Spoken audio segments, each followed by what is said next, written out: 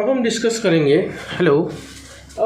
करेंगे how to find out the minor of a determinant. Okay, so minor of a determinant means an element or a sub-determinant which is found out by deleting the row or column of a determinant. मतलब किसी भी determinant के element का रो और column को अगर हम हटा देते हैं तो बाकी जो हमें कोई एलिमेंट या सब डिटरमिनेंट मिलता है उसे हम कहते हैं माइनर. तो फर्स्ट देखते हैं how to find out minor. Okay, minor of a determinant. हम पहले सेकेंड ऑर्डर डिटरमिनेंट लिख लेते हैं. सपोज हमारे पास एक नंबर है 3, 2, 4, 6. ओके, यहाँ पे देखिए अगर हम माइनर ऑफ 3, इसका प्लेसमेंट क्या है, A11 है, इसका प्लेसमेंट A12, इसका प्लेसमेंट A21, इसका प्लेसमेंट है A22. तो इसका माइनर को हम कहेंगे M11. इसका अगर रो और कॉलम को हटा देते हैं, मतलब 3 का जो कॉलम है और रो को हटा देते हैं तो कितना बचता है 6. तो M11 हो जाएगा 6. उसी तरह अगर हम ये सेकेंड एलिमेंट है इसका हम माइनर निकालना चाहते हैं मीन्स M12 होगा. इसको कैसे करेंगे, इसका कॉलम और रो को इग्नोर कर दीजिए, बाकी बचा 4. देन M21 एलिमेंट अपना 4 है, इसका रो और कॉलम को डिलीट कर दीजिए, बाकी बचा 2. देन M22 इसका माइनर निकालना है, इसका कॉलम और रो को डिलीट कर देते हैं, बाकी बचता है 3. तो इस तरह हम सेकेंड ऑर्डर डिटरमिनेंट का माइनर निकाल सकते हैं. देन आता है थर्ड ऑर्डर डिटरमिनेंट का माइनर कैसे निकाला जाए. हम एक एग्जांपल लेते हैं. सपोज हमारे पास एग्जांपल है 1, 2, 3, 4, 5, 6, 7, 8, 9. इसमें देखिए 9 एलिमेंट्स हैं. तो इसका प्लेसमेंट है A11, A12, A13, A21, A22, A23, A31, A32, A33. उसी तरह इसका भी 9 माइनर्स आएगा. तो 1 एलिमेंट का जगह अगर हम माइनर निकालना चाहते हैं तो उसको M11 कहा जाएगा. इसमें कॉलम और रो को डिलीट कर दे, बाकी बचता है 5, 6, 8, 9. इसका फिर वैल्यू निकाला जाएगा. 5 9 जा 45 माइनस 8 6 जा 48 बिकम्स -3. क्रॉस मल्टीप्लिकेशन टेक्निक से हम वैल्यू निकालें. Okay, then 5 × 9 8 × 6.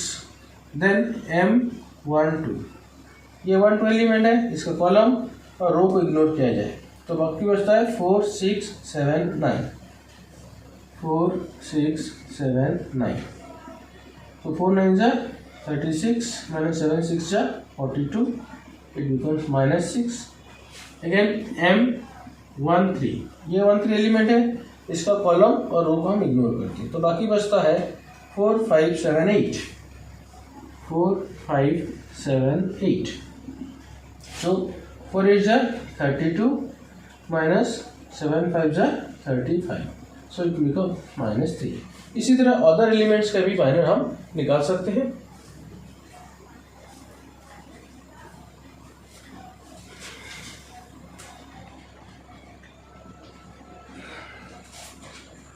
देन आता है कोफैक्टर.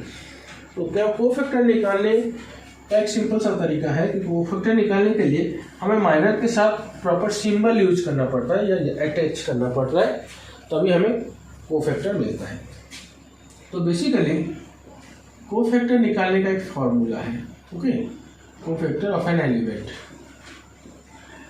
मतलब जिस एलिमेंट का हम कोफैक्टर निकालना चाहते हैं उसके माइनर के साथ उसके प्लेसमेंट के आधार पर एक सिंबल यूज किया जाएगा, प्लस या माइनस, और उससे हमें कोफैक्टर मिलेगा. तो कोफैक्टर निकालने का एक फॉर्मूला है Cij = -1 to the power I plus j into Mij. Okay, ये है हमारा कोफैक्टर का फॉर्मूला. इसमें C = cofactor, then I = row number, कौन सा रो में पर्टिकुलर एलिमेंट है उसको लिखा जाएगा. Then J equal to column number, कौन से कॉलम में हमारा एलिमेंट है,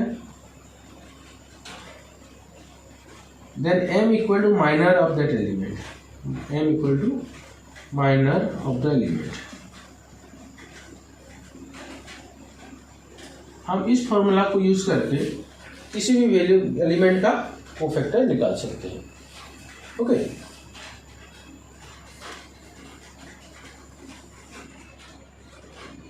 तो जैसे मान लीजिए सपोज एक हम एग्जांपल लेते हैं एक सेकेंड ऑर्डर डिटरमिनेंट का, और उसके एलिमेंट्स का कोफैक्टर निकालेंगे हम अभी। हमारे पास है सपोज 2 5 3 9। ओके, यहाँ पर देखिए हमारा ये पोजीशन क्या है, A11 5 का पोजीशन, A12 3 का पोजीशन, A21 9 का पोजीशन है, A22। ओके, तो हमें 4 कोफैक्टर निकालने हैं। तो फर्स्ट हम 1 1 का निकालेंगे, C11 निकालेंगे। So -1 to the power i plus j, i के जगह पर 1 है, जे के जगह पर 1 है, so 1 + 1 into M11 equal to -1 का स्क्वायर। M11 कैसे निकालेंगे, इसका कॉलम और रो को डिलीट कर देंगे, बाकी बचता है 9 इंटू 9। सो -1 का स्क्वायर +1 हो जाएगा, 1 into 9 equal to 9। Then C12 1 element का कोफैक्टर है ये, so -1 to the power 1 + 2 into M12 equal to -1 to the power 3। ये 1 एलिमेंट है, इसका कॉलम और रो छोड़ देते हैं, बाकी बचता है 3। तो -1 का cube -1 into 3 equal to -3। Then C21 2 + 1 होगा -1 टू पावर, देखिए आई की जगह पर 2 है, जे की जगह पर 1 है, सो इट बिकम्स 2 + 1 इंटू M21 और -1 का क्यूब।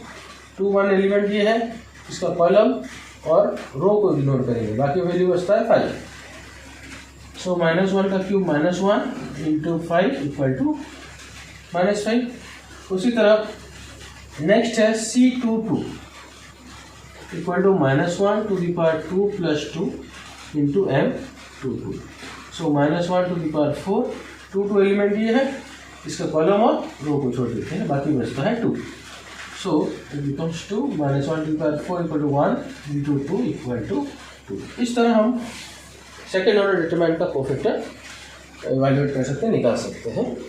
देन नेक्स्ट आता है थर्ड ऑर्डर डिटरमिनेंट का कोफैक्टर निकालेंगे। थर्ड ऑर्डर डिटरमिनेंट का डिटरमिनेंट एग्जाम्पल लेंगे और उसके कुछ एलिमेंट्स के कोफैक्टर हम कैलकुलेट करेंगे। तो हमारे पास है एक सपोज डिटरमिनेंट लेते हैं, फॉर एग्जाम्पल 312 415 916। ओके, अब इसका हम कोफैक्टर्स निकालने हैं, तो हम 9 एलिमेंट्स से जानते हैं। तो इसका पहला प्लेस है A11, तो पहले C11 निकालेंगे, -1 to the power 1 + 1 into M11 that is -1 का स्क्वायर। M11 मतलब इसका कॉलम और रो को इग्नोर करेंगे, 1516। सो -1 का स्क्वायर +1 हो जाएगा into 1 6 6 -1 5 5। So 1 into 1 equal to 1। Then C12 ये 12 एलिमेंट है, ये हो जाएगा -1 to the power 1 + 2 into M12 equal to -1 का क्यूब। ये 12 एलिमेंट है, कॉलम और रो छोड़ दी, 4 5 9 6 4 5 9 6। सो ये हो जाएगा आपका -1 का क्यूब -1, इसका वैल्यू निकालना पड़ेगा। 4 6 4 इंटू 6 24 -9 5 45। सो माइनस ऑफ ये हो जाएगा, ये बाहर का माइनस है, -1 इंटू ये होगा कितना 5 - 4 1 4 - 2 2 -21।